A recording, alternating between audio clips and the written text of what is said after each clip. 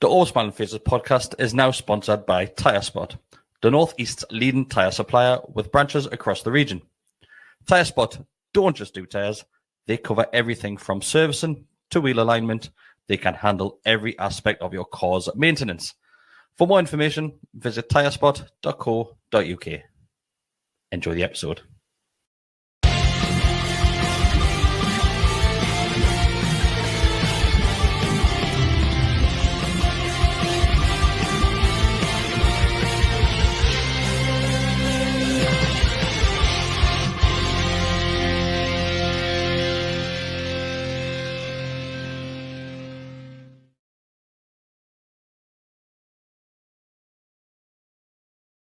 Hello, everybody. Welcome back to the Always Smiling Faces podcast on the GallowgateShots YouTube channel. And we are going to start this week very pleasantly. And Decker, we are going to come straight to you because Newcastle United managed to do it at Stamford Bridge. So say the magic words. I haven't got the best can for it, but anyway. Won you now. Get in. What a week this is coming up for Newcastle United. Like I said, it's the first time since 2012, I think it is, that we got the result against Chelsea at Stamford Bridge. Last time was Cissé's famous brace. Then that was on the back of a great result against Barcelona, which could have been a bit better, apart from the last kick of the game penalty, which were conceded. You've got Barcelona coming up at the Camp Nou. You've got Sunderland at the weekend. Mark, it's an amazing week. It was all going so well until you mentioned that. I was feeling nice and cozy inside, and then you had to go and ruin it, didn't you? It's with cozy new lighting that we've got as well. Yeah. It's lovely. It's I might want to sleep here tonight. I was just going to say it's making me feel a little bit sleepy, and I was tired when I got here. I think it's nicer, isn't it? Though it's much nicer. It looks lovely. So let us know, viewers, what you think of this new setup. Decker, do you want to take all the way back to that Barcelona game? Yes, you can do. I think very, very quickly. I mean, it's been a quite incredible week, really. I will say. I think it was funny, at full time of that Chelsea game. At least I was watching it with the Baines and that. And Lisa said, God, you imagine going back, years ago, you drew against Barcelona. Probably, this is Lisa saying this, by the way. She didn't know anything about football, right? And she's like, you should have beat Barcelona and you've beaten Chelsea away. Like, you would be out now on the drink. I wouldn't say it Monday. That's what she said. You would definitely be going out tonight. And I was like, actually, I'm gone out. No, I was there. She was absolutely right, and it is quite amazing sometimes when you think how far we have come as a club in terms of, I'm not saying it's an expectation, but, you draw against Barca and beat Chelsea away and you're like, really, I'm happy, it's great. Yeah. But actually, really, what it is? I would have been out. I would have still probably been out now if I had that week. If you it's weird, isn't it? But anyway, back to the story. Beat Man U as well. Yes, and the last few weeks. Yeah, it's incredible. It really is. But the Barcelona game, no massive achievement these days. No, but a few years ago, if you put in the context, it's like 10 years ago. Let's say. Yeah, absolutely. It's a big change to what we're used to. I thought the Barcelona game, I thought outstanding. Absolutely outstanding. I thought atmosphere was really good. I was sitting in level 7, and I'm not joking. You love level 7, don't you? I do actually. I do, but I can't recall it ever stopping singing. There was always something going. I'm not saying it was Fever Pitch for 90 minutes. That's not what I'm saying. But there was always some kind of song going or a chant going or whatever it was. I thought the atmosphere was really good, and I thought every one of the players. It was one of them. I think when I met you at full time, I said to you, I'm disappointed, but not within. Normally, when you're disappointed after a game, you're like, he was crap. Why did he do this substitution? Why did we start him? It was none of that. It was just disappointed of the moment and what happened at the end. I thought every single player was tremendous. They gave everything they had. So I'm taking a bit credit for this, Mark, because of my flag waving skills before kickoff, which were bloody amazing. Did you say his bestie? No, I couldn't. I am the best flag waver in St. James's Park. Well, I'll tell you that. Somebody but I was unreal. Somebody had a shandy or two before the game. I was going for it, mate. I'm that yellow flag in the corner. Watch the highlights. I'm giving it 10. Honestly, you've seen nothing like it. But Mark, I think what Decker said, that the atmosphere in St. James's Park was unbelievable, and especially obviously you're in the corner as well. Yeah. And Decker summed it up well. It just didn't stop. And when we finally got the goal, because we were going and trying our best to do it, but the scenes in St. James's Park, it's been a long time since, it wasn't probably Asula against Man United just a week before. But I don't know, it just felt different, didn't it, scoring against Barcelona? Yeah, I think,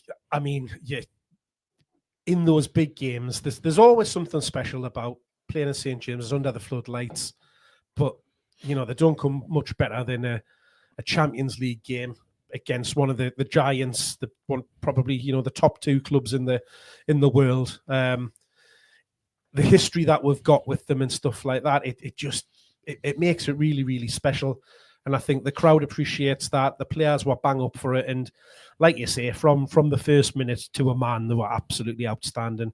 Just took the game to them. It almost had that feeling of like PSG a couple of years ago when we obviously did the unthinkable and absolutely hammered them. It was that kind of game, obviously without the abundance of goals on our half, but that wasn't for the want of trying.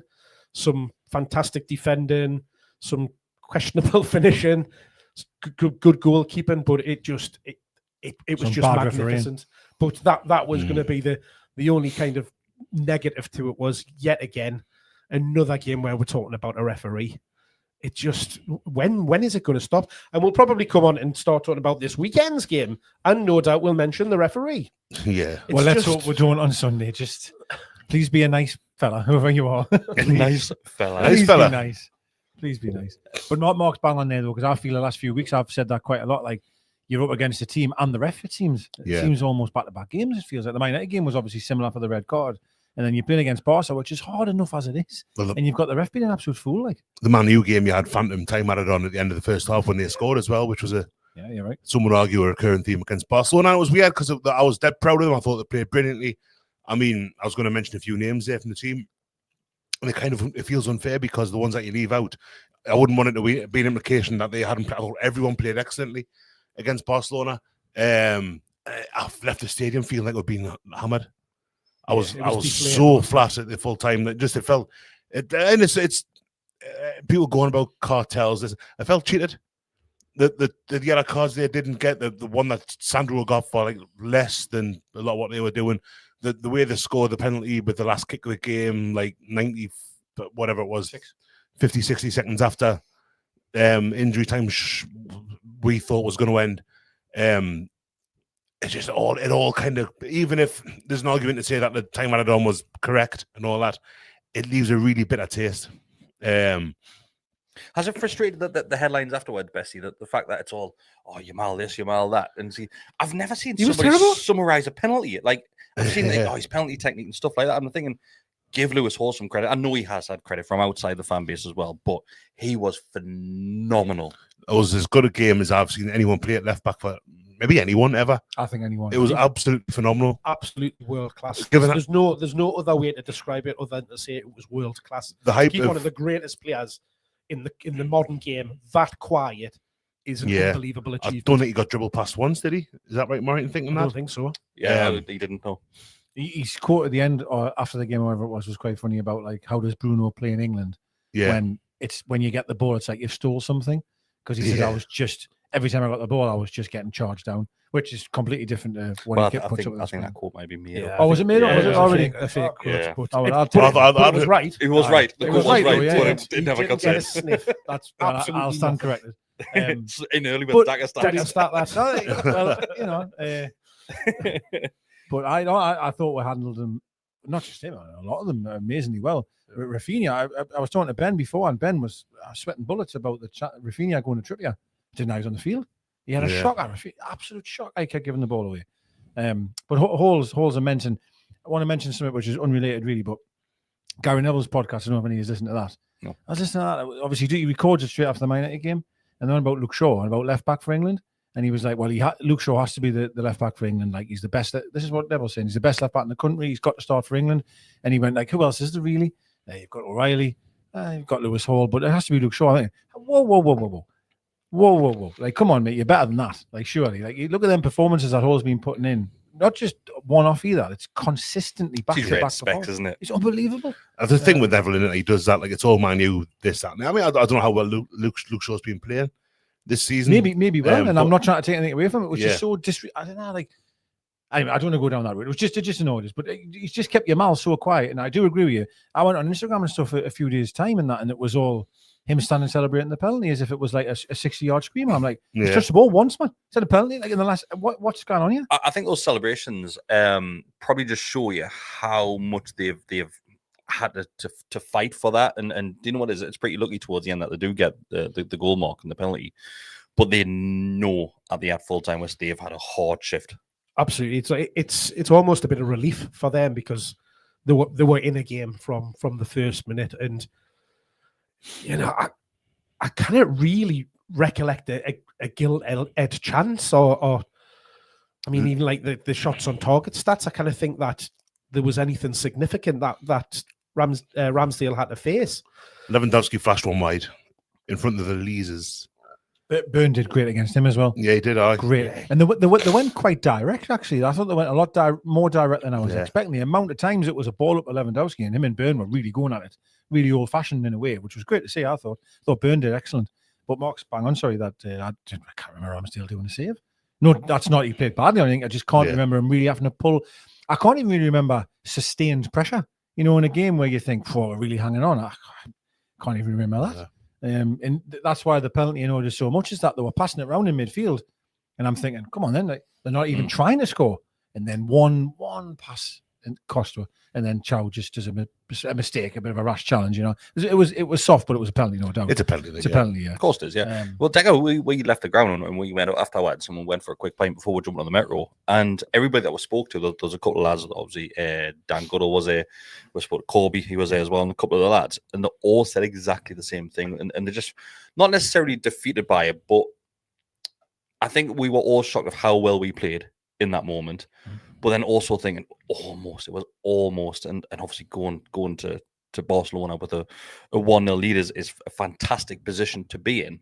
But then I think we've stepped back a little bit when we're still in a very, very good position going into Wednesday. We've shown that we can give them a game. Absolutely. No question about that. I think, if I'm being really honest, we played that well. I think if them had got away with a 1-0 defeat, they would have been happy with that, if I'm being really honest, because could have been more. And Mark mentioned, and I was going to say that their defending was brilliant. Like, they were very, very good defensively. But, you know, like Barnes hit the post, he scored an offside goal, etc., etc. I had chances. Elanga had that one well saved in the first half as well. Elanga, He went through. It's quite ironic that as well, because all of the chat pre-game and kind of has been for weeks is how bad the Barcelona defence is. Aye, and I thought it seemed to be a bit of a role reversal, because up front and even the midfield I thought were pretty toothless and ineffective, whereas the defence, who have been under a lot of scrutiny, of what were probably the best kind of unit that they had on the pitch. And I think you're absolutely right. We'll go there on Wednesday with absolutely no, what's the word, like, I wouldn't say a free hit's maybe the wrong term, but I'm going into it like, do you know what it is? Like, just give them the best you've got. Like, we've done all we can. We've played it. It's not as if, imagine if you lost 3-0 and you're going over there now. Yeah. It's a game that you can think, we could have done without. Whereas I think, you know, go in there, and it's a huge pitch. They're going to definitely have chances on the counter-attack without doubt. And I think that's why, which we'll get on to, he saved a lot of players, I feel, maybe. Well, not a lot of players, actually. Elanga, for example, could have a field day there in terms of in behind, because I do think there'll be a lot of space, and we've just got to give it our best, you know. But we sat here last week, Nick, and you asked the question, what's your thoughts of the Barcelona game? We're going to get anything from it? And I think we all sat here and we smirked a little bit and thought, maybe not.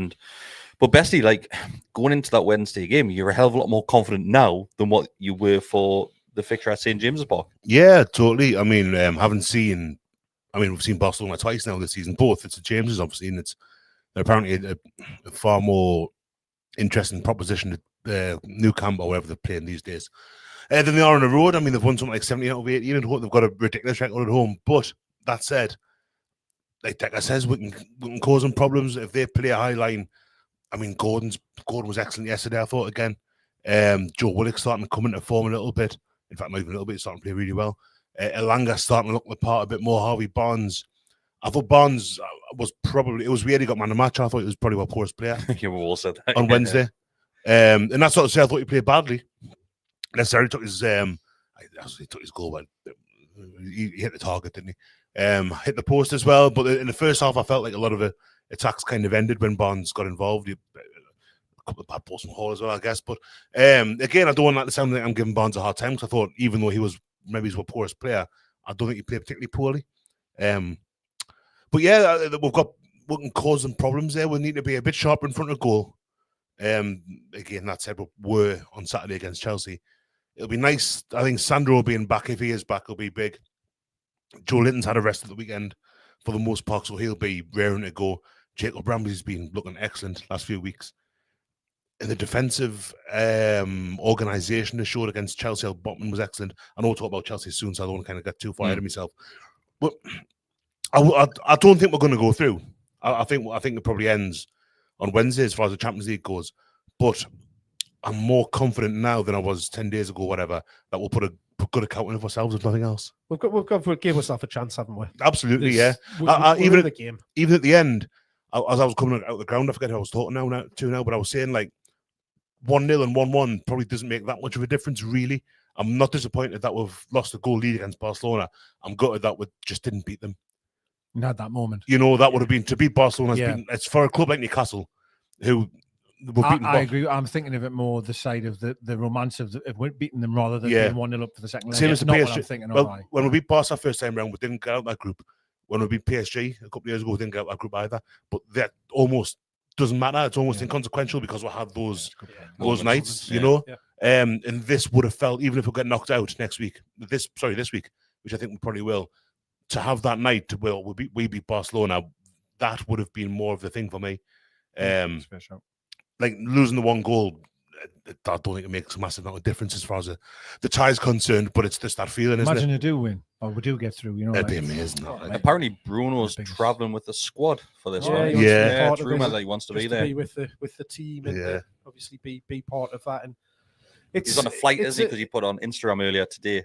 He's on a flight. He's been over Brazil, hasn't he, for a while? Came out kind of the back end of the week, didn't it, that he wanted to travel over and just be with the group. And, you know, it's a good thing. It just shows you that togetherness. And, you know, there's been times this season where we've questioned the players a bit around, you know, are they all fully committed? And I think that is a good sign of that from him.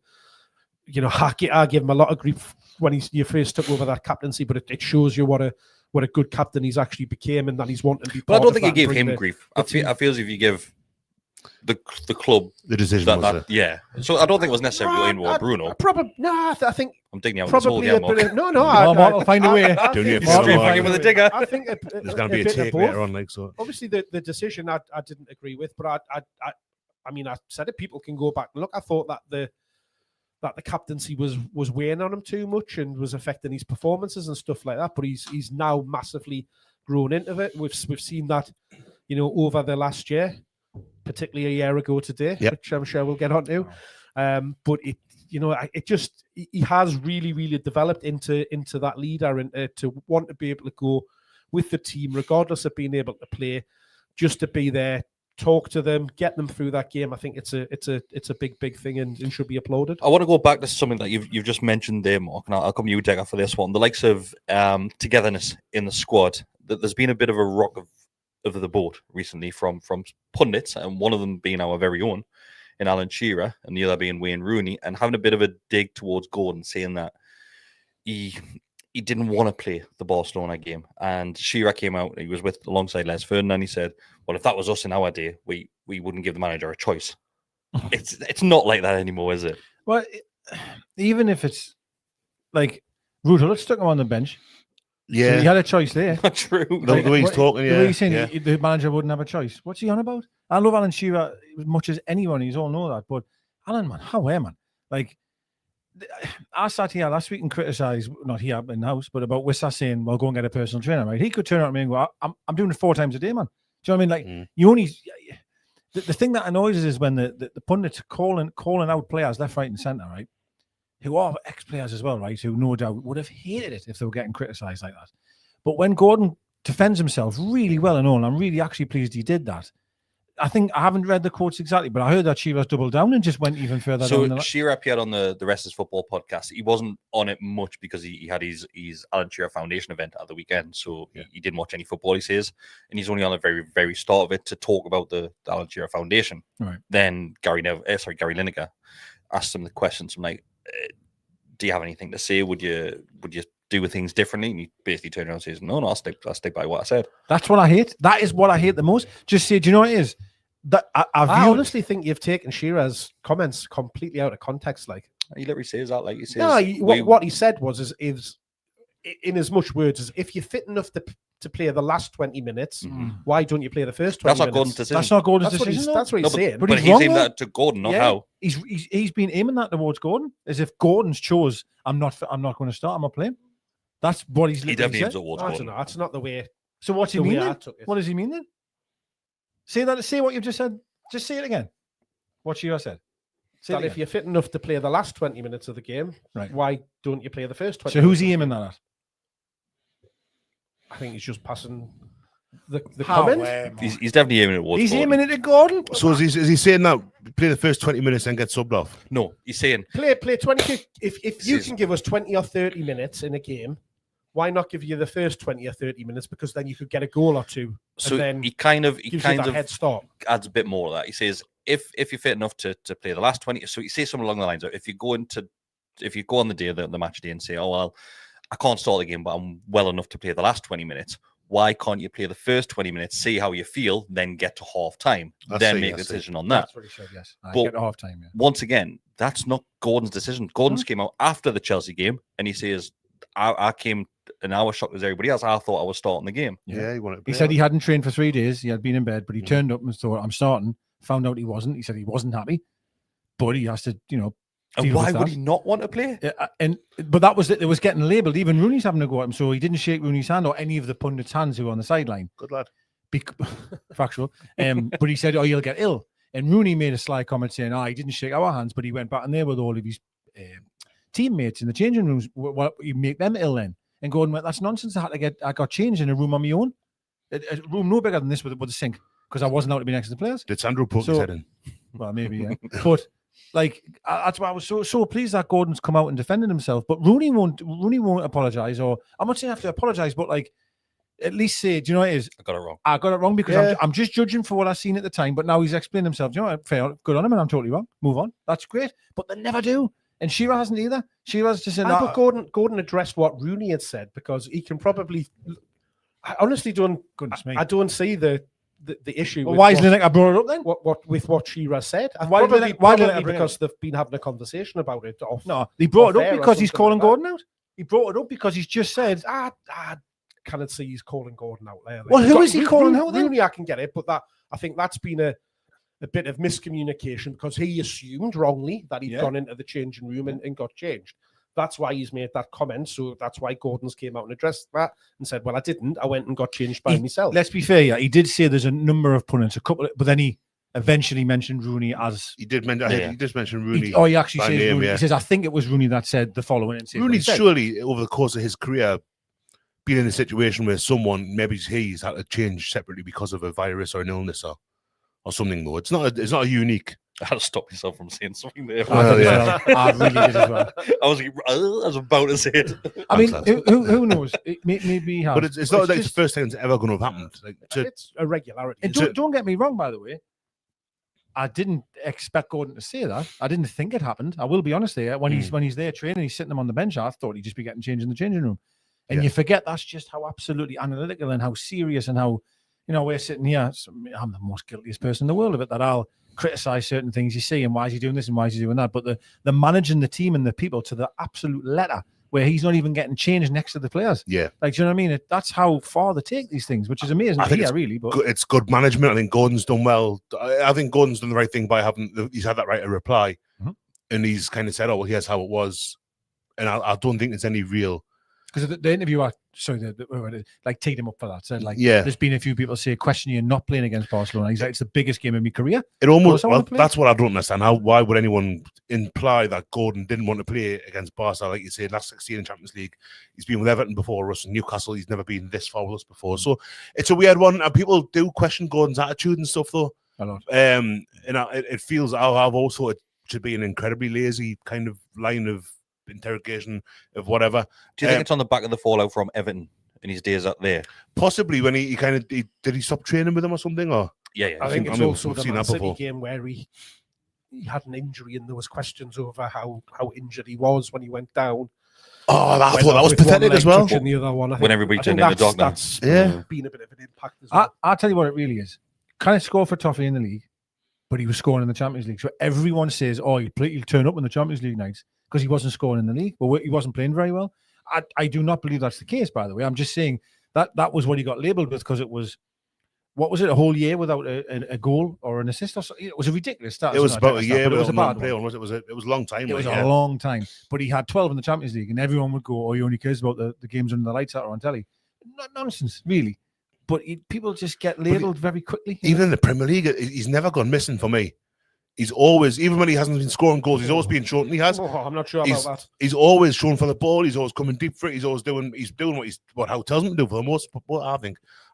If you look at the games he plays, when we talk about maybe Barnes, I don't want to dick Barnes out. Sounds like I'm a little bit. You've gone at him since the start of this. I do don't know. But Barnes is. Harvey. But everyone knows that Barnes can be one of those players, be on the periphery a little bit every now and then. That's what I was like. Walter Marta sometimes as well a bit. But Gordon, for me, he's never done that.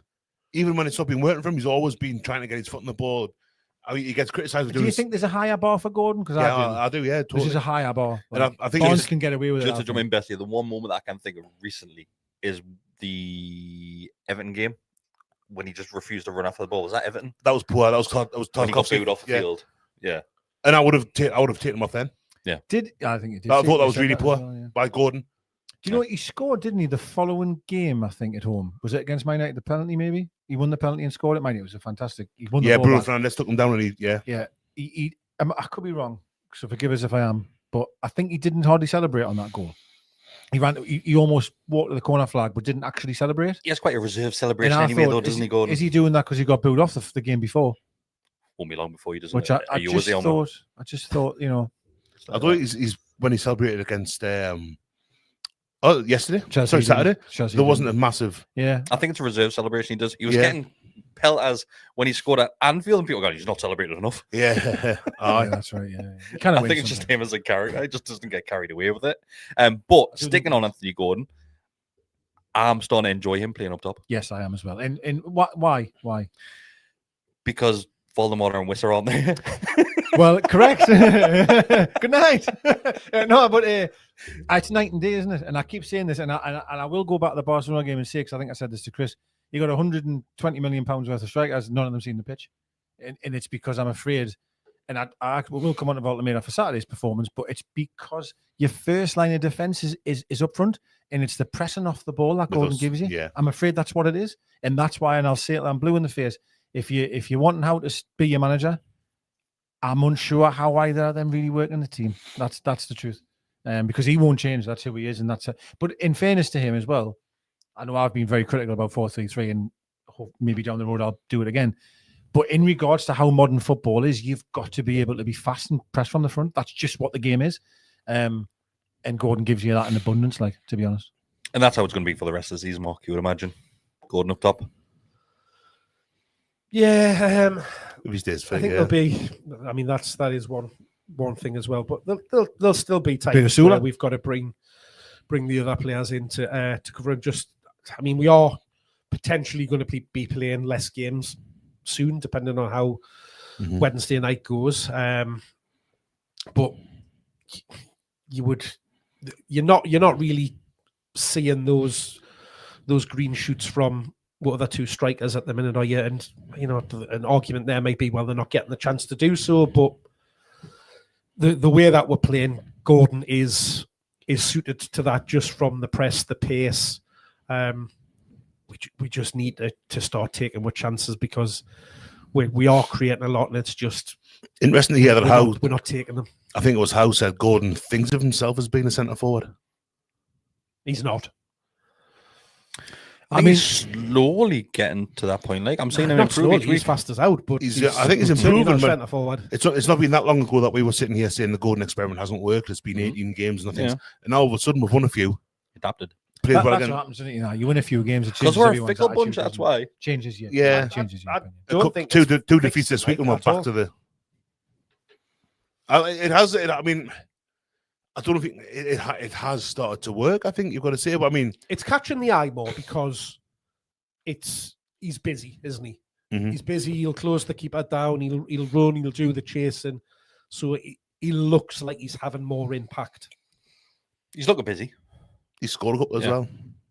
Yeah, and do you know what? Maybe I mean, he took his goal very well. I'm saying that he tried his best to try and I miss was it nervous at the weekend. when that ball bounced up. After oh god, Even Willock with his pass, it's just a little roll across. I was like, God, these two are trying to ruin this. Well, we'll have a question based on this, and this is one of the questions that came through on our Instagram account earlier today, which I put as one of our stories. So if you're not following the Instagram account, follow that. It's Gallowgate_shots, and it is from. Read that, Bessie, that top one. Can you pronounce that? I'm putting you on the spot. Ramin Lelebi. That'll do. It says Gordon sees. Sorry.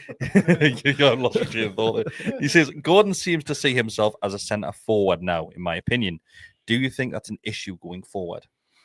So does he mean it's an issue for Newcastle United or issue for Anthony Gordon as a Newcastle United player? I think for Newcastle more than. And is it an issue? I mean, it's kind of. I don't want to say it's saving the season because it's early to say that yet. But if he continues at centre forward and we finish 6th, 7th, 8th, qualify for Europe, the experiment has kind of worked. Yeah, I think you've got to say it has. Yeah, I don't know where yous are getting this.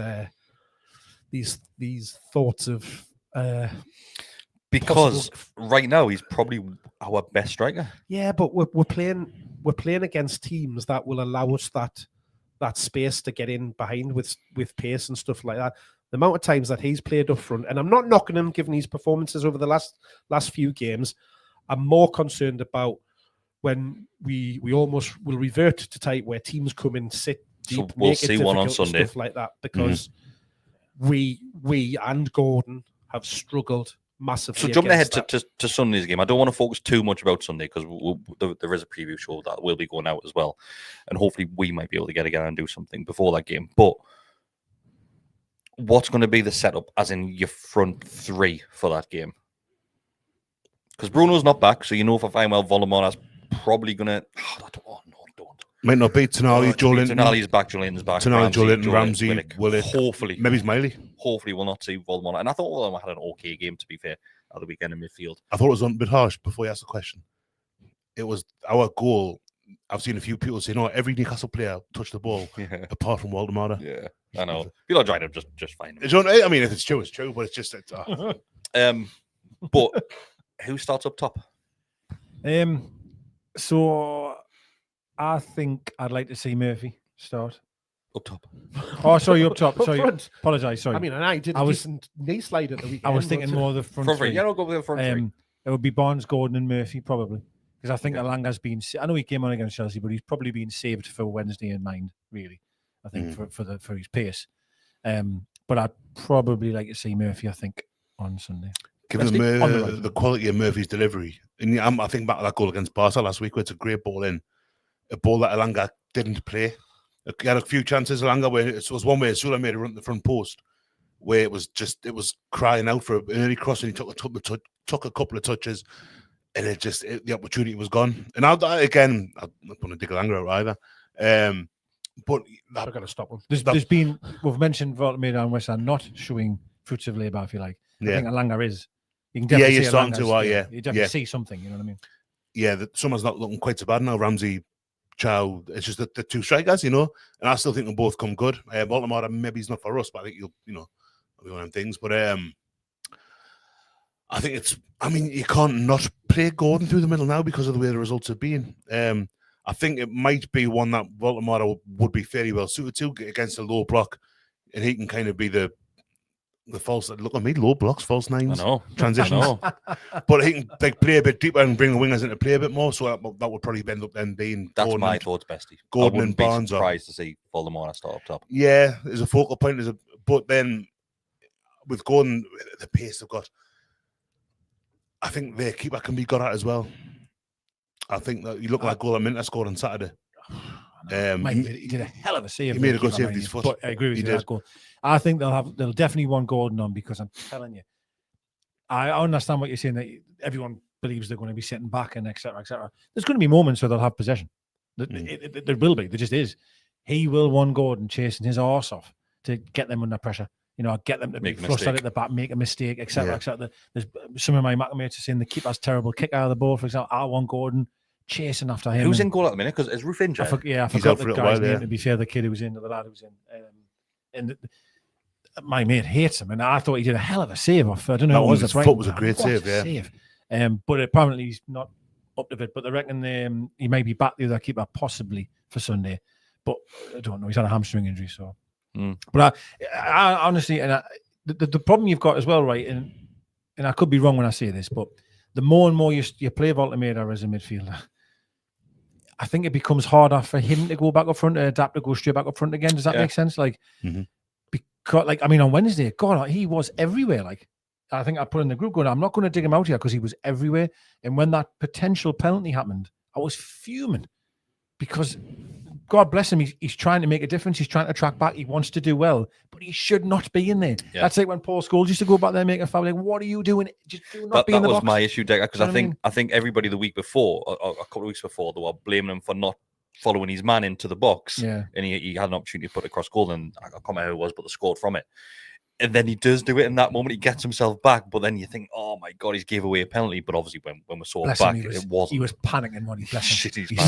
His reaction didn't give you much. I agree. Much hope, like, did it? Because it was the most guilty, attempt to say to the referee, I haven't fouled him as I've ever seen. Well, you think that the own goal from Sunderland, I know he had a great start, right? But that was for himself, I would imagine, was quite quickly forgotten. When you score an own goal against Sunderland, you lose the match, and then you haven't been playing really at all. And then you imagine when winning 1-0, he gives a penalty away. Mind, he got a couple against Chelsea. He scored 2 against Chelsea the next weekend. Yeah, he did. He did. I understand, but I even think he's probably thinking, Jesus Lord, I hope this isn't a penalty, because I don't want to be another thing. You know what I mean? Wanted the ground to swallow him up. Like, I thought he struggled, but he's always going to struggle, because when you play in midfield, especially in the Premier League, you don't get much time on the ball. No. You've got your first touch, man, has to be. That's how I think Ramsey struggled when originally he needed too many touches to physically get it under control. I think Willock struggles like that.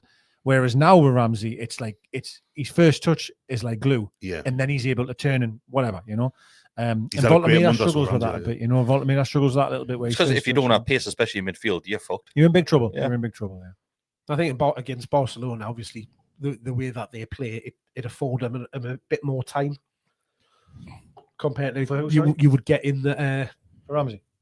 You mean Voldemort didn't play against Barca? Voldemort didn't play. He was ill, wasn't he? He was one of the one that had the most recent bug. So I think coming in the Barca game, I think he's going to drop out of the team. Like, he'll not be in it. No chance. Especially with Tonali coming back. No chance at all. He's obviously rested who he was able to rest, because he will not be against Barcelona in any shape or form. Even if Gordon got ill again, it would be a Sula again. Because I'm telling you, he just wants someone up front that'll run. Yeah, simple as that. I want to go right back to the start of the Chelsea game, because we saw a moment which I have never seen in football before, which blew my mind to the point where I had to rub my eyes to make sure I wasn't dreaming this. The referee finds himself in the middle of the centre circle, where he's supposed to be, getting ready for kickoff, and the Chelsea team decide to do ring around the rosies around him, something which they've done for the last few games. Who's at fault there, Bestie? I don't know, because the kind of start going around the referee. He's just thrown over the ball. I mean, I don't think he's tried to become a part of it, but he hasn't moved. He hasn't moved, but they've gone around him as well. And it's like, well, I've only seen it once since. He doesn't really seem to have a massive opportunity. It closes around him quite quickly. I don't know. It's just bizarre. It's weird. And it's this whole thing Liam Rosenior's talking about, respecting the ball. And he's a bellend, He is a LinkedIn manager. Like big style. Like, he's a comedy. Like, every time he opens his mouth, there's going to be a line there that you'll use like against Jake him. Humphries, There's always something there. There's a lot of I just don't get it. I don't get why they have to do it on the centre circle. Well, in fairness to him, right, I'll try. I mean, he's an idiot, right? But he definitely said it was a player's decision. He says, I did not. It's a leadership group. The leadership group wanted to do this. And it is funny that, bless him, he comes out and says it wasn't his idea, and everyone says it's his idea. But he said the leadership group wanted to do it around the ball, to respect the ball. Now, what I would say here is, as a manager, even if you said it was the assistant manager's job, it was the dog's idea, do not say it. Just do not say it. Yeah. Don't say respect the ball, because no one cares who said it. If you're seeing it on this interview, you're getting it. You're getting it both barrels. So just don't say it. But if you're going to do it, you crack on. The referee, though, this is what I find weird. Is I agree that the players obviously formed around the ball. I've seen a couple of clips of it where if there's just about a second where they go, is he going to move on? Cole Out? Palmer hugs him. Yeah, first. Cole Palmer Hugs him from behind. Then if I was the ref, I probably went, well, lads, let me get out of the way. I feel I would do that as a ref or as a person. I'd Yeah, be like, like, why should the referee have to move? because you look like a bellend. That's What why. would you have done? Just let them do the huddling. What Just come would back. Chelsea have done Why though is he if he had to letting pick them the do the ball huddle? up? Well, in fairness, they can do the huddle wherever they want. Move the But they ball can't. away. That's the whole point. They can't do Well, the they- huddle. They cannot clearly be can't, in our half. Well, they've done it. Well, they twice can now. before kick-off. They can't.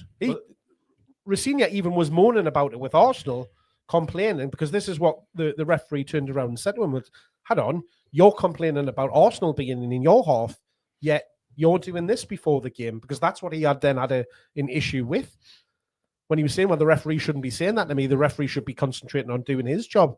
All right, Roy Keane.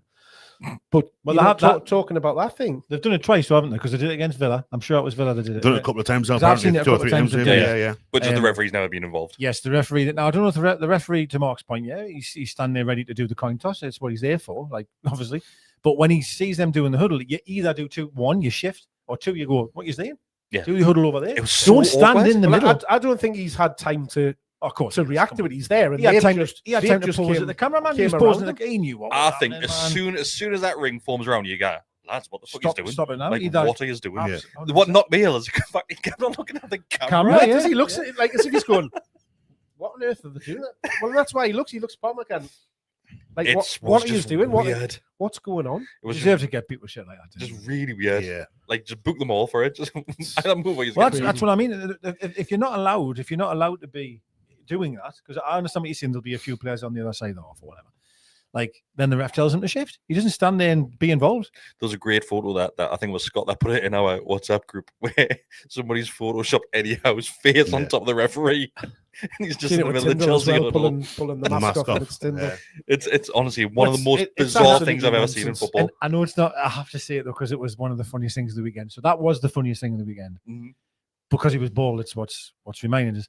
Did you see it when Tudor thinks it's slot? Yeah. Amazing. Aye. That is one of the best things I have ever seen. It's his own coaching, it's his own staff member.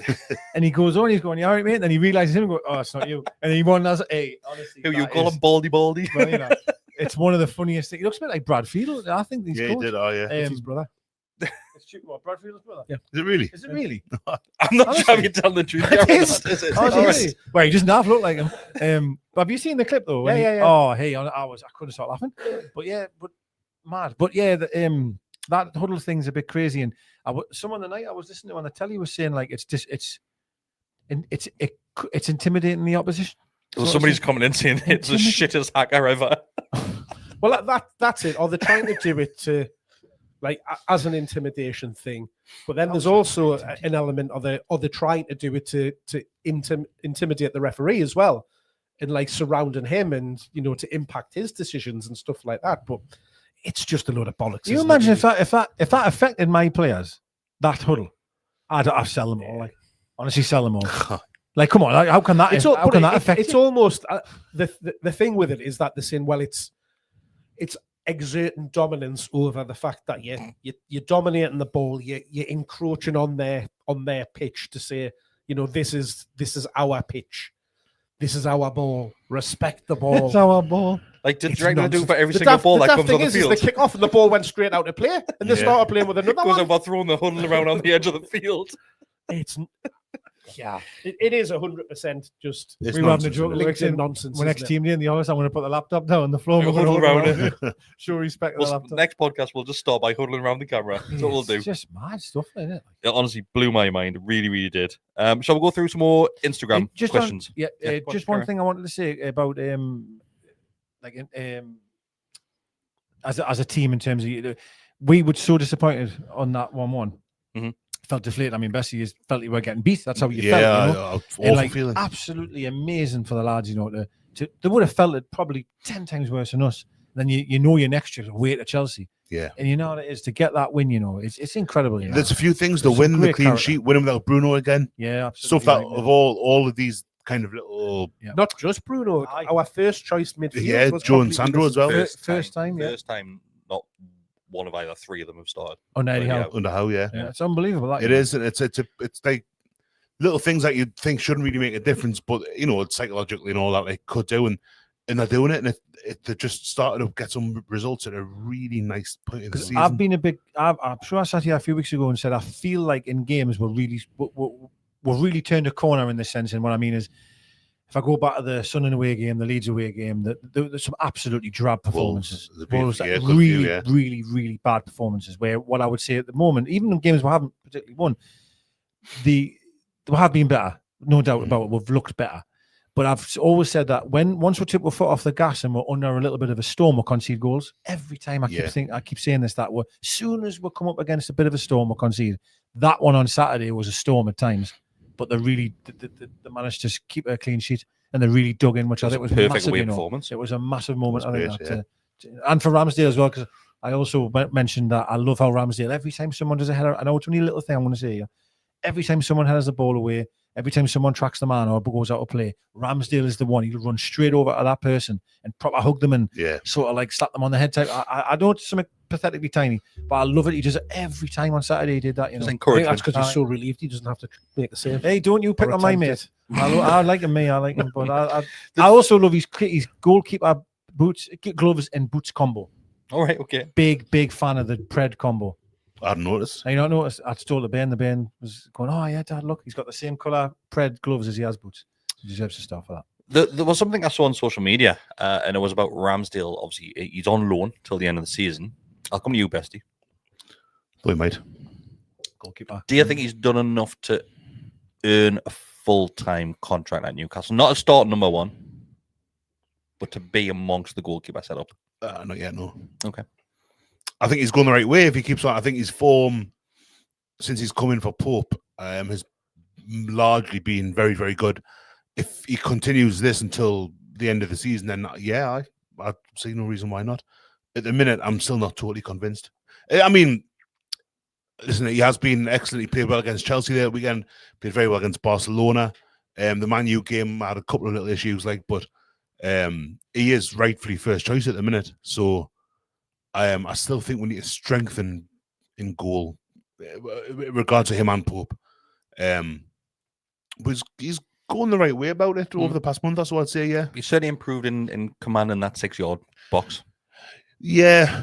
there was a cross he got caught under on Saturday a little bit, but compared to when he had his little run earlier in the season, he's been a lot better. Mm-hmm. A lot better. I thought the Barcelona game, I was impressed with him with his feet. Mm-hmm. That we went back with him a lot. Certainly in the second half, if I recall, where the defenders are more than happy to go back to him. And he doesn't just lash it clear. He'll put his foot on it. He'll have a little look. He'll try and thread a pass. Yeah. I thought on Saturday he did that a few times. A lovely ball over to someone. I think every player on the team touched it, but he got a bat and he played a lush ball out wide. I really like drilling it in the middle. He does that. He does that. I really like Some grass cutter in it. Yeah. I think he's not the answer. Absolutely not the answer. But if you worst came to worst, you can only sign one goalkeeper, right? So you would have to sign two for this to happen. But you can only sign one actual starter. I would definitely want him as the backup. I'd rather have him than Pope as the number two. Does that make sense? He's ahead of Pope for me now as well. Mark, somebody's calling you out on your Friedel fact, or saying it's not a fact.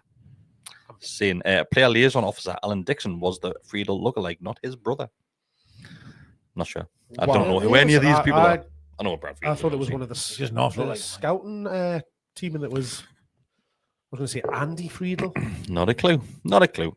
Let's get one more from Instagram, then we'll move across onto our live comments. So if you do have any questions, send them through as quickly as possible, and we'll go through a handful of those as well. So this one is from Callum Lewis, who's also a member as well. He says, I'm going to reword that because it's not correct. So it says, would you do a live GallowgateShots group watch along for an England World Cup game in the summer? So I'm thinking he just means go to the pub and watch it with everybody. That's how I've read that. I mean, why not? If there's a pub involved, that sounds like a great idea. Yeah, of course it is. We'll see how the fixtures land, and we'll see what we can do. This one is from Liam Golfbait that says, what's the plan for Sunday? 6 a.m. beers. I actually genuinely need to ask you these questions because I don't know. So what? I want to be out the house by 8:15. The issue that we have is that I believe the pubs aren't allowed to serve alcohol post 10 o'clock. Post after 10 o'clock, the concert. Sorry, pre 10 o'clock. Even Wetherspoons. Even the breakfast. Well, Aspas is definitely open. The casino might be the only option. Well, just go to someone's house first. Well, if not, we'll come here. That's a shout. That. We'll just come here. We'll do a podcast at like do 8 o'clock in the morning. I'll bring 4 bottles of red wine. Let's go. I've got to go pick your brother up. Oh, there was actually That's Adam one has sent in a question, question. So this is from my brother Adam. That is, Mark, are you picking me up on Sunday? See? It's like Wayne Rooney. You've got to tweet him that. The daft thing is I told him weeks and weeks ago when the trains were cancelled to book yourself on the bus. I for thought the you was rail getting a coach. replacement. Exactly. So why Because are you the not rail getting the bus? replacement services on. Get the bus up. Yeah, we did this last week, didn't Yeah. What time's kick off on Sunday? Half 12. we? Half 12. Oh, it's half 12, is it? I thought it was 12. I thought it was 12:30. I might be wrong. Might be I thought it was 12. You thought it was 12:30, not half 12. 12:30. I thought it was. No, it can't be 12:30 because it's a Saturday kickoff, isn't it? So it must be 12. I think it's Oh, that's it. Yeah, 12:30 is a Saturday kickoff normally. 12, I did. It's 12 o'clock. 12:45. 12 o'clock. Okay, 12, so 15. we'll be here by half 8. I think come here, half 8 and go live. Just crack on. See how pissed we can get before just we get go in wild. town. Right? Just go wild. Yeah. I can do that. Yeah, I think we should. I don't want to think this far ahead. I'll get Amy to pick you up. Then we'll just get drop off. Yeah, Yeah. Yeah. That sounds good. That. you're not That's- getting a lie, Amy, if you're watching That this. sounds So good. Yeah. I was going to take the Bentleys football for 10 o'clock as well on Sundays. That's good. You play on a Bring him- Sunday as well? bring him, Well, yeah. I mean- The little Indus. All right. I mean, you can, but you're not staying to watch it. Yeah. Just Well, leave them there. I'll Yeah, I I'll was be thinking fine that. for a couple hours. We'll get here for about 8 and then get cracking. okay. This one's from. I'm still with the Instagram ones because this one's from our very own Ian. That's his favorite memory of the cup final. Would have been a year ago today. So I stumbled across a photo which I didn't even know I had, which I put on Instagram earlier, and it's a photo where you're in the very bottom of the photo, Mark. It's a great photo. I didn't even realize, and I didn't when I first looked at it. Initially, I didn't know he was in it. Then today, obviously, with it being a year anniversary, I thought I'm going to put something on Instagram. I was going through my photos. I only took a handful at the game, and it's when Callum Wilson scores a second goal. Mhm. And You mean Dan Burns second? yes, anybody but that other one scored. Was it Sula? Dan Burns volley from 46 yards. Sula, it could have been Tyndall that scored it for. Like, and a photo where the players are coming towards me to celebrate because it was right in front of us, wasn't it, Yeah. Mark? Yep. And I'm taking a photo. And if you haven't seen this photo of Mark, go on Instagram because Mark's face just shows up the emotion of every single Newcastle fan in that moment. It's amazing.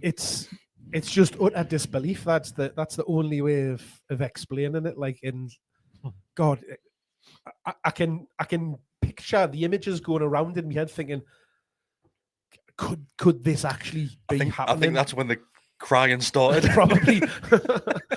It's maybe when I turned around and saw that the woman that was sat behind me. Bless her. Yeah. But favorite moment? What's your favorite moment for the day? What all day? What all that? Wembley, weren't we? Yeah.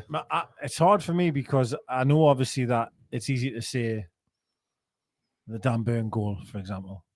But if you're talking about, actually no, because it was on the day. So sorry, so I've got to. The moment I remember of the weekend the most is getting the ticket, if I'm honest. Yeah, nice moment. I really like that, sticks with us a lot, to be honest.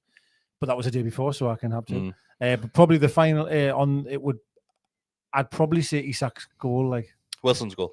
Wilson's goal, sorry, yeah. Because that was when I think a lot of people thought. I remember celebrating it really wildly and then having that, I think everyone had that realization of like, holy shit, We're going to do it. this is it, like we're gonna do it. Like that type of feeling. Yeah. That sticks in us a lot. You know what I mean? I find that hard to disagree with, to be fair. That's one of them, yeah. Even the first one, Dan Burns' header between it moves It's unbelievable, isn't it? perfectly away from me as it's going in, and it seemed to take about a week between hitting his head and going in. And I've obviously seen it It back is one of since. those time standstill. It felt like moments, it, isn't and that's the feeling when that hit the corner right before half time as well. And with being Dan Burn, Ideal. and we hadn't scored at Wembley in a final since. Here's the thing, 1976. I didn't realize until reading NUFC.com today that final was the first time we'd ever been ahead at half time in a cup final at Wembley. I mean, it doesn't surprise us, Yeah. but I agree. I didn't Because know. we think but we've it doesn't won, I surprise think 6 FA Cups. So we still have. Ever? Yeah. Wow. We'd never been ahead at half time at Wembley. I guess semi-finals. Oh yeah, Certainly the last. semi-finals and the Two games ones, against yeah. Tottenham as well, I suppose. But yeah, Chelsea another one for won, me. Chelsea were behind. Robin Yeah, scored, we'll but go behind. equalise in the second half then because Poyet scored again. We went after the game to the corner house on Harrow Road, And I remember a point where I was just stood there having it. I was kind of in between rounds because I'm quite a fast drinker. And I was stood at the corner of the bar. Like, I had my back to the wall, like my mates, the whole pub was full of mainly Hebron and Jarrow Newcastle fans who I've known for like years and years and years in various kind of points. I just stood there with a full pint in my hand, watching everyone being really, really happy. Yeah. It was like, I was lush that like Paulie was in amongst it, Chris Ashburner, Kieran and Kivy might be a good mate, and it was loads of them. And it was like, this is just lush. It's exactly what I was hoping it would be like. And I remember sitting in, I mean, we must only been there for 3 hours, 3.5, 4 hours maybe, and it flew. It absolutely, it was like, if I could have bottled that feeling in that pub, that would have been, I'd be a millionaire, a billionaire, because it was lush that. Like. I think one of the other moments that I loved being within Wembley Stadium as well is there's two more that stand out. One where Callum Wilson just cheekily gets the ball and just runs towards the corner with the biggest grin on his face as well. There was a moment though. Tonali and Willock. There was a moment though when Wilson was like, I'm through here, and started heading towards the box. This week, no, and like everybody shouting, no, get over here. And he runs towards the corner with a big smile on his face. Yeah. Actually, another one, ringing me dad. Nice. Yeah. Full time ring me dad from Wembley, saying, well, we've done it, you know, but crack on him. He was sitting waiting to go on holiday because that's all he does now. He go away on holidays and stuff, so he's retired. But yeah, he was that was a proper moment, that one. Like, that was nice. But yeah, Tonali and Willock it is, isn't it, in the corner, just taking the piss. Yeah, they do that. Tonali was fantastic in those dying moments of the game, doing his shoelaces and stuff. He was unbelievable. My moment is just the final whistle, the moment that blew, because obviously Joe Linton clotheslines down the touchline. Harvey Elliott's laid out on the canvas.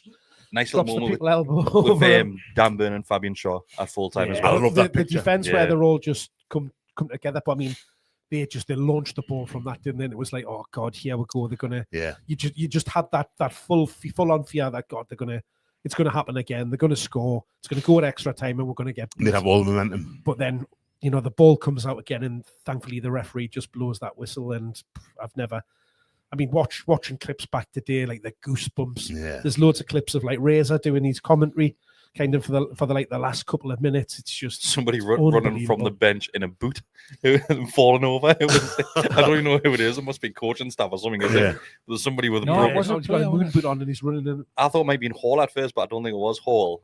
I'm thinking it might just be somebody in the coaching setup. I might be wrong. It might be Hall, But he was injured. There's a few of them that just jump and fall on the deck. Because Tino played left back. Elliot Anderson in the corner as well, celebrating with his dad. Yeah.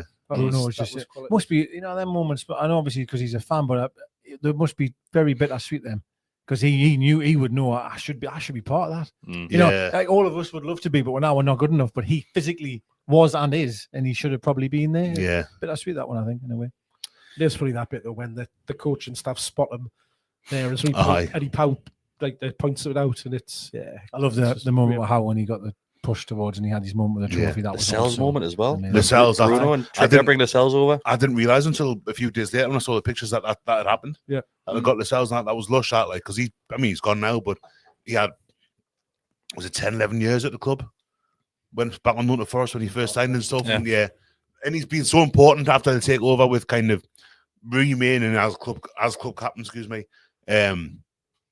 Even when Trippier got made first team captain, then subsequently Bruno, like Lascelles has always been, when I talk about the leadership group, he's kind of been a mainstay since he knocked Daryl Yamat out at Southampton. Do you want to explain to everybody listening to the audio what Decker's doing right now? I can't work it out. It looks like Decker's eating his own. I think he's licking his jacket. Yeah. I'm trying to get some thread off. I couldn't see because I couldn't tell because of the mic. It's just annoying. It's been looking at it all night. I just keep seeing this here. But it's a thread. But trying to get that leftover soup from earlier, aren't you? I'm starving, to be honest.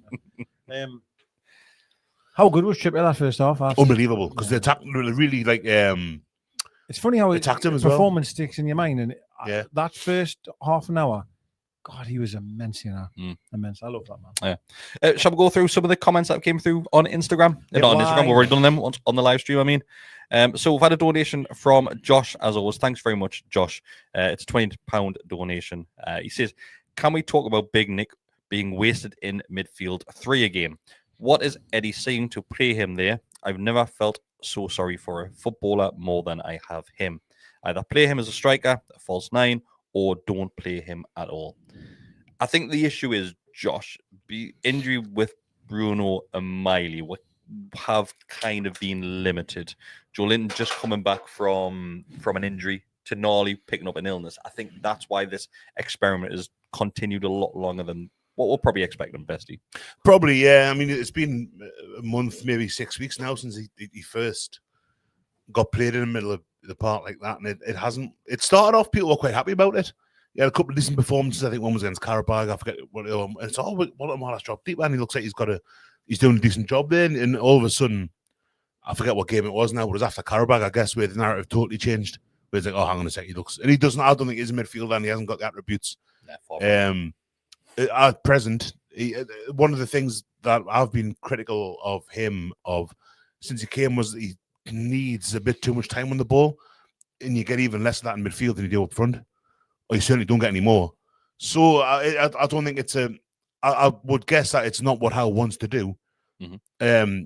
I think because he is a very tidy technical player, he sees those kind of qualities as being something that's transferable to midfield, and you can kind of move play about and all that. I kind of get that, but I think the negatives outweigh the positives. I would be much happier when we've got Bruno, Sandro, Joe Linton, Ramsey, Willock, Miley all available and kind of all taking up those roles, because they've all, I think it's, I said earlier, I would say it again, I think Willock in particular has done better than the rest, but he's been very tidy recently, I think, Joe Willock. He follows that up, Josh, by saying, apologies for sounding negative. It might not seem like it, but I was buzzing. We got 3 points on Saturday. Just desperate to see Big Nick succeed. I'm similar. Like, honestly, I love Big Nick, and I'm basically you're the same, aren't you? Like, big style. I just really, really want him to do well, especially after it started so well at the start of the season, and it just hasn't. Well, since, like we mentioned earlier on, since that own goal against Sunderland, it's just getting, I'm saying worse, but I think obviously you've got to throw in that caveat of the position that he's playing in as well. Yeah, I mean, listen, there's still time. You know, I think get this season under his belt and then go again next year. You know, I remember there was loads of players. I remember Colaccini, Enrique, that struggled in the Premier League, who then got relegated. They came back and they were better for it. And I'm obviously not going to go down, but the point I'm trying to make is that giving them more time. You were saying 2 weeks ago.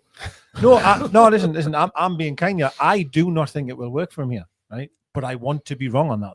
I want to be wrong. I just can't see it, because I just think if he was, and this is what might change, and he may become this player. If he was really physical, right, and could hold the ball up and won everything in the air, then you're all right. But actually, you can't do any of them things. If you had Asula's physicality and pace. Yeah, laughing then, aren't you? You're you laughing. know, he doesn't run quick. He can't handle the ball. I know he scored headers. What I'm saying is holding the ball up or flicking the ball on or winning a duel. I don't really think he can do. The ball bounces off him more than anything else. It's worrying how many times in recently he's either not contested a header or even almost ducked underneath them. Yeah, that's what I know. Doesn't want to. What was the goal at St James's?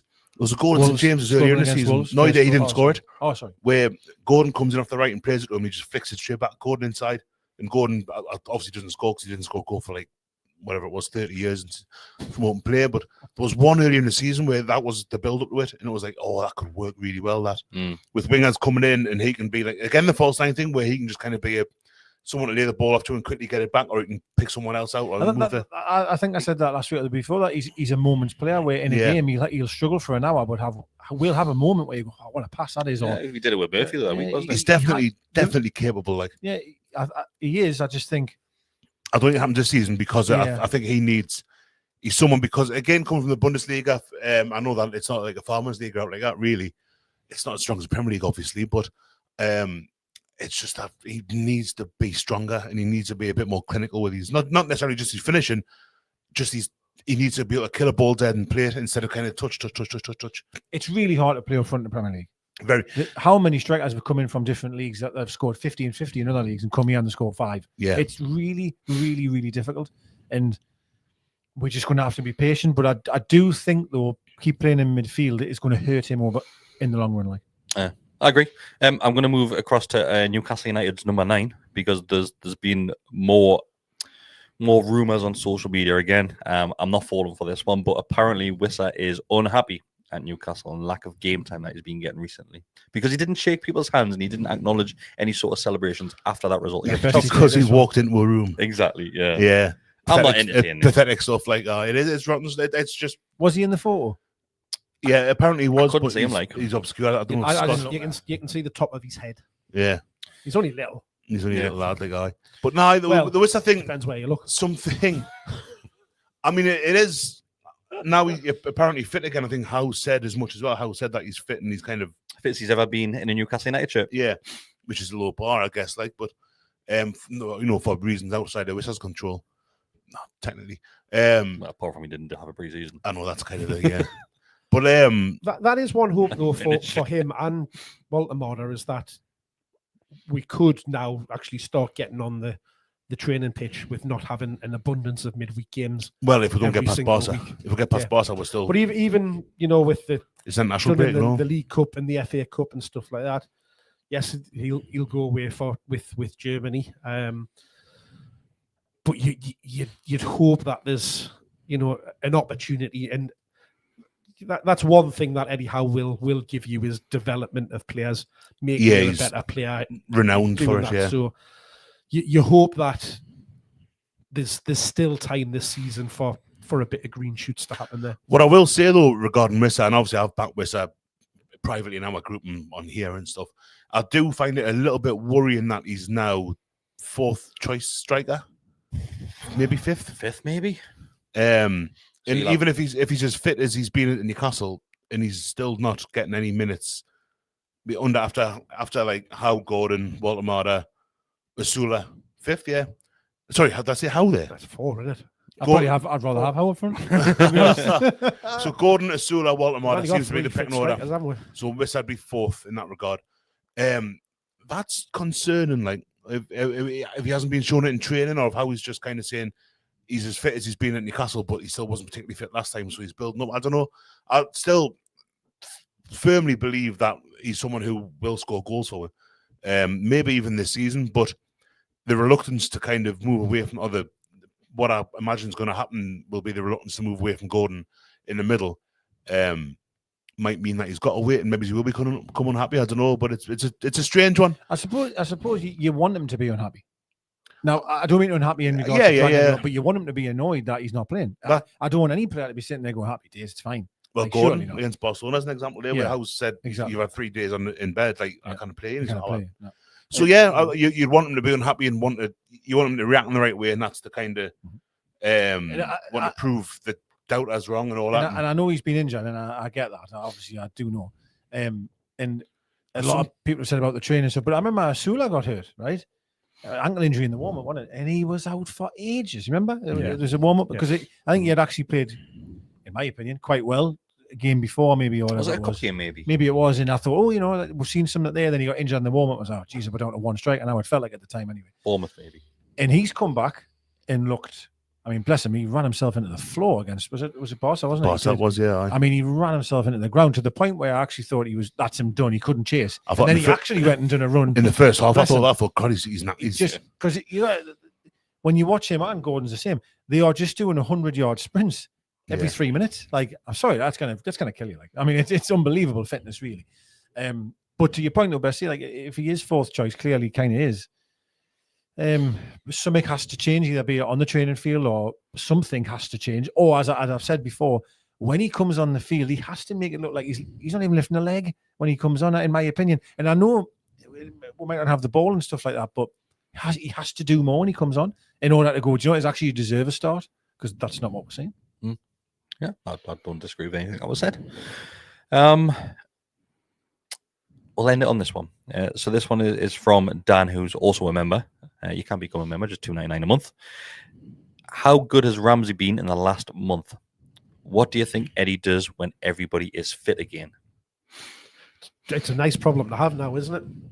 I'm really, really impressed from what I've seen from Ramsey. He's different to what we've got in there at the minute. He's somebody that is always on the half turn. He's looking for a forward pass or a forward run. He's looking to carry the ball. And I mean, we talked about it when we signed him. He's that upgrade on Willock, and he is starting to show that now.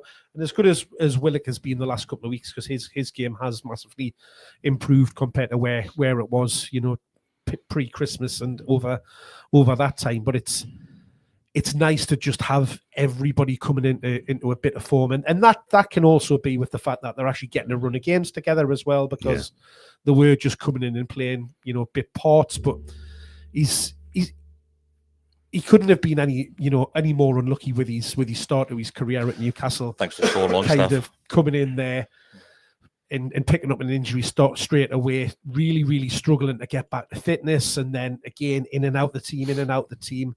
But he seems to have nailed down a position and is grown from it. And because it's very hard to break into that midfield three, because we know how good each of them are individually.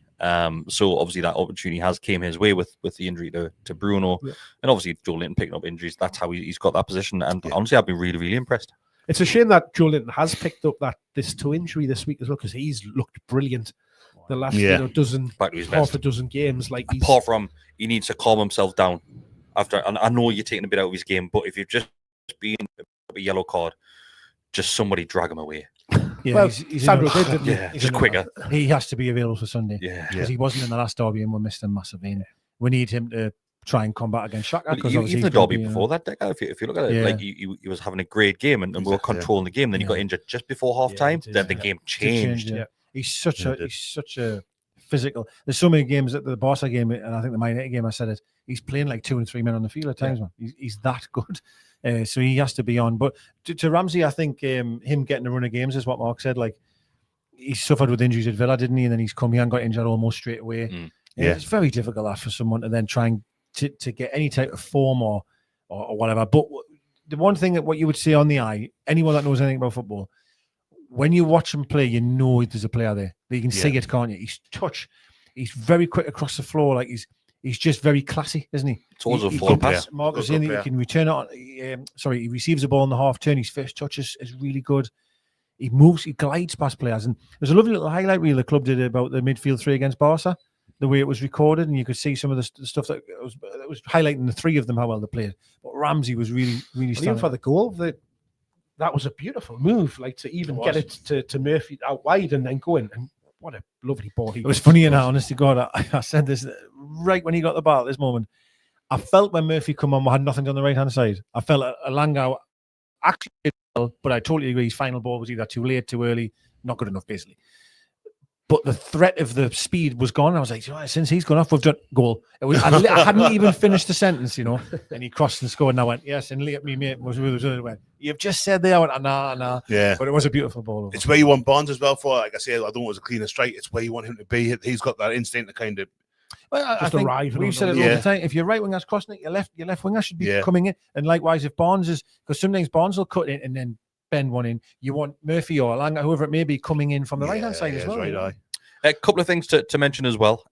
So the Premier League table is looking a bit better at the moment. We're in the dizzy heights of 9th at the moment. 6 points away from Chelsea. I'm looking up. I'm looking up, boys. Getting carried away. 6 games down with 8 points, 8 games left. But then I think he's on the turn from how out now is well. No, what I've seen since Man United, I think we've been a much better team. And yes, I know I always throw it in there that some of the teams that we have played have been utter dross. But you can only beat the team that's in front of you. And from what I've seen recently, we'll look much improved. Well, you take the Man City game out of it, the cup one, which I wasn't bothered about anyway. Really, they've been phenomenal. That Man United with 10 men, you'll not see many better performances with 10 men. The performance was outstanding. I thought Saturday was outstanding. And I remember sitting here going, God, this run of games we've got coming, we're not going to win a game. Yeah, and here we are. Do you know what I mean? Like it's not tremendous. The first, not the last time we'll say that. I did say that though, didn't I? I said I often do that. I'll sit and look at fixtures and go, we're going to get beat, we're going to get beat, we're going to get beat. And I actually come around 5 weeks later and go, you know, actually we did really well during that run. So that's why you've just got to, sometimes just take a breath. No, you're right. Not get carried away. Have a bit of faith as well. Though. I know. Either way, that you've just mentioned though, the Man United and the 10 men, it just makes a mockery of that even further when you see Cole Palmer rolling around on the floor, holding his shin from standing on Voltamora's toe. And as I say, at the time, in real time, I was like, oh, because it didn't look the greatest, and his reaction to it, you think, oh, he probably has jazz hands. It was, wasn't it? And the show must go on. But it's like the referee just allows him to do it. And I think it's because he'd been cuddling, laughing, and kissing them in the centre circle at the start of the game. Maybe. Finally, Bestie. Hello. Tenali's agent's been back on the scene. Yeah. He's mouthing shit again. And apparently so, yeah. How many agents? You got 8 agents, haven't you? Well, apparently this time, and I'm just summarizing the comments, and the translation might be off, but they're probably not, because I know what these football agents are like. And he's saying that the whole point of Tenali moving to Newcastle United was, he doesn't use the word stepping stone, but he says to become a star player. He's not referring to a star player as Newcastle. I think he is referring to moving on to somebody else. We knew that, didn't we? Is that not? Well, we did know that, but you can't tell him he's rocking the boat as the summer approaches. Yeah, if he goes, he goes. I'd rather keep him because I love Sandro, but after what happened last summer, it's on the club, isn't it? I think we're better placed to deal with it now. It's got to be the right offer. Like, there's been talk of Juve coming in from. He's not going to go to Juve. Not a chance. Not from that. He might go there in 5 years' time when he's starting to slow, or whatever it is, when he starts to slow down a bit, and he's not the player. Juve wouldn't be able to pay his transfer fee. Serie A isn't. If you want to be a star player, Serie A isn't what it was 20 years ago, 30 years ago, whatever. So once he comes available, Arsenal, Man City, someone will Man City. They'll be after him, and as long as they pay the money. But that's the thing. Liverpool tried to undercut with Rizak all that summer, and it's how do you up until they make an appropriate offer, which would be the same again this summer. What is going to say? Oh no, we can't have that again. We'll send for like 30 million less than we value him for. I would hope that Tonali's not a bell end, and I hope that he would, even if he does voice that they want to go and blah blah blah. I hope that it doesn't get as nasty as what these. Well, I think for everything which happened when he first arrived, I'd be very, very, very shocked if that was to happen. Yeah, and never put anything past footballers, but I agree with you. I do agree with you, but I think he was always going to go unless we hit the highest of highs, and unfortunately we're not going to be able to do that, and he will definitely go, but we'll have to just cash in and make sure reinvest the money the right way. Got to trade properly, yeah. Before you go, Chris, we haven't mentioned it, how nice to have Tino back as well. Fullbacks returning, and looks so much better. Yeah, and as well as Trippier's played over the past month or so, Tino's just that. He's got legs, hasn't he? Yeah, 2, I hope. Well, yeah. Well, I said legs. 3. But you're absolutely right. I absolutely love how has he? I love how calm he is on the ball. He'll receive the ball under pressure, like a bit like Hall, where he'll dribble out with it. Whereas the goal, the goal on the defensive side's shambolic. It's terrible. 4 passes, it's a goal. But for 4, unbelievable pass though from Tino. No, it is. Watch it back. But what I'm saying though, Mark, you could have gotten a bus through there. Watch for Fofana. Is that what you call him? Sure, Fofana, could have been sent off. Honestly, watch him. I'm saying chase Gordon. He doesn't at all. Gordon just runs past him, doesn't he? He just looks and goes, "See you later, mate." See you later. Yeah. Reece James as well. Willock does really well have the presence of mind because it's. We never talked about that either. Reece James. Oh, the chow thing. Penalty, yeah. Oh God, that's a penalty all day long. Yeah, it is. All day long. Chow, it is. Crackers, but James as well, and Willock have the presence of mind just to square it to Gordon. It's a proper. It's as good a goal as you're going to score away to have the ball by Tino. Willock's run, and obviously he knows, but Gordon, if Gordon doesn't make that run, Willock probably doesn't score. Probably right. Willock's so for Gordon to do that and for Fofana to thankfully leave him, it was a great. And Gordon does almost his first touches a little bit, but never mind. There's one more thing which just came in. I completely forgot about this, but it was breaking news this morning. Yeah, and it's from Simon that says, "What do you guys make of the £10 million fine for Chelsea?" By the way, is it illegal agents fees or something like that? Legal payments to agents? It's like under the table fees and stuff like that, wasn't it? They're getting away with it because of the owners come forward, and he's kind of admit it. Yeah, because it wasn't him, was it? It's a Roman era. Is it pre-bully? Is it? I'm sure it's pre. It is pre, but he's kind of tried to look the good guy by coming forward with the information early. That's what I've read about today in the Athletic, anyway. Yeah. Was it around the whole 8-year contract sort of bullshit thing? No. It was more so like the David Luiz deals, okay. that so it's a era long of time stuff, ago. Yeah, 15 years ago. And listen, this lad, bless him, might come back and go absolutely wrong. But I'm just saying what I read in the Athletic, and it said that it was that era of transfers where they've been doing dodgy dealings, and because Todd Bowley's he hasn't done it in the goodness of his heart, but he's come forward and been honest about it. I think they've given him a very weak punishment. So it's a year ban transfer embargo, isn't it, as well? Is it a full transfer or is it just the academy?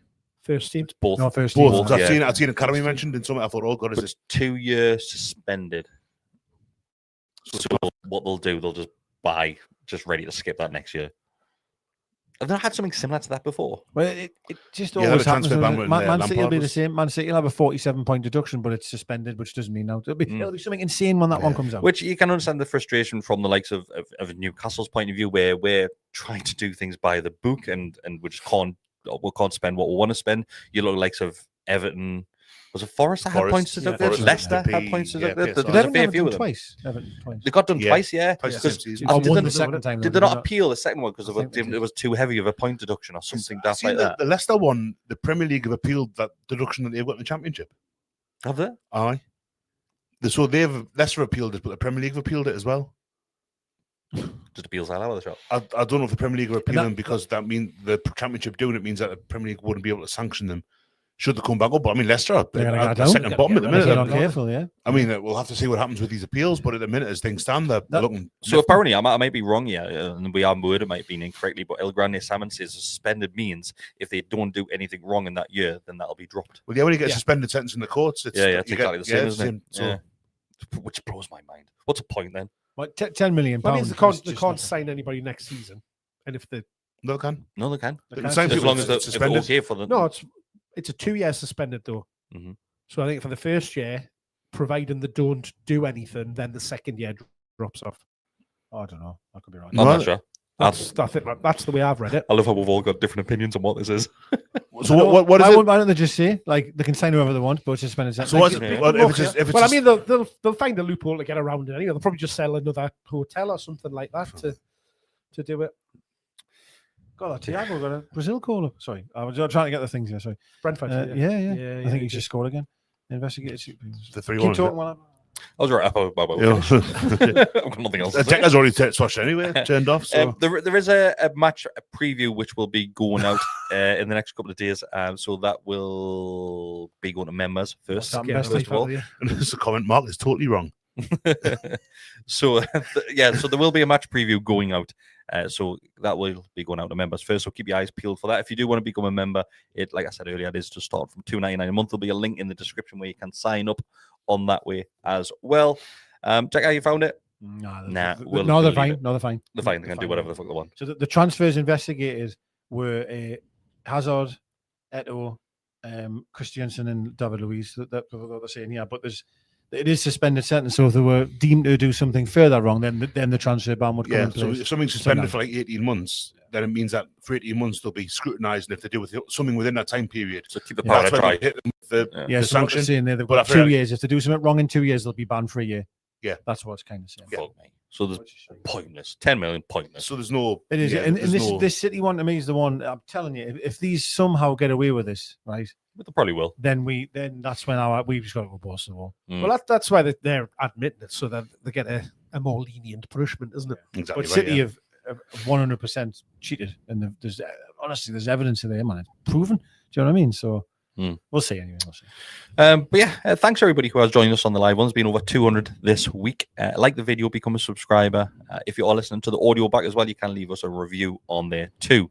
Anything you want to say before we go? Any score predictions for the weekend? Yeah, score prediction. Not well for Wednesday. Another first. weekend. Let's just stick with Wednesday. Stick with Wednesday. Wednesday, I think we'll get beat 3-1. I think it's going to go all the way. All the way. I hope not. I think it's going to be a draw. And it's going to go. It'll be extra time, won't it? Yep. Yeah. So Yeah, I think well, it'll go all the way. Don't want that. Like, I'd rather just lose. Jesus. For Sunday, though, innit? You know what I mean? The legs. You know? Yeah. But I think it might go to extra time. I think if we get past them, I think there's a good chance we'll get past Atletico as well in the next Oh, round. we're winning them all. If we beat Barca, we're winning it all. I don't know. Mark. I'm worried, like But Wednesday. on Sunday.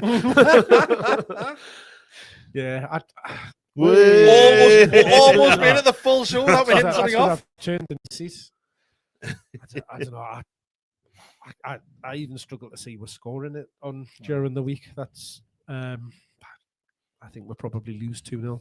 I can see 2-0, like, but I think we'll score. Glad we're ending on a high. No, I think we can hurt them more pace. Like I have to be honest, Yeah. because listen, there's going to be a long period of that game where it's going to be backs against the wall. Mhm. But I really feel if they've got Alanga on there, Gordon on there, the pace could create a chance.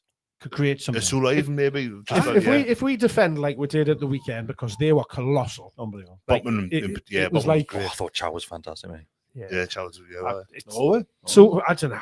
You're in with a chance, aren't you? But I want no it's injuries, a man. tough night. Yeah. Please just get Do to you the know what game as well. worries me Sunday, man. about the next 2 games, the Barcelona game and the Mackems at St. James's Park, is something which, like I mentioned earlier, referees. That's I saw the penalty that Barcelona got at the weekend. The one, what, 5-2, I think it was. 5-2 against Sevilla, yeah. Jeez, the penalty that they get awarded was the weakest thing Well, you'll we ever know see. it's corruption. I'm sorry, it is. It absolutely is when you play against these teams, especially in their building. And I already When the don't like whistle the starts. UEFA carry on because of the. I mean, you can get handball just by even looking at the ball. I mean, it's ridiculous what Yeah. handballs get given for in this competition. The European referees are shocking. And I do worry about that because sometimes you're up against that as it is. Mm. And these refs, man, I'm telling you. Won't be long before they give a penalty for a keeper picking the ball up. It's getting that close. The handball rule. Honestly, That's what it felt like against Barcelona at home. That like literally, you would have to do something so ridiculous in order to get any sort of decision out of them. Oh, Well, against 2 of their key players was should like be suspended for this clothesline one. from hell. Some of them, they were like, nightmare. I was like, that's got to be a yellow card. Yeah. But obviously, it was because of who it was. And you would be banned for the next game, so they want to book them. Yeah. It's just not on. Well, we know who the big wigs want to progress into the quarterfinals. It'll be. Definitely. Well, that's It's how not you Newcastle knew we United. were getting Barcelona before the draw was even Well, made. not sure Because about it's, that. of course it is, man. There's no way. Get Rod Stewart back. Them two teams going up against each other that early in the competition. Nah.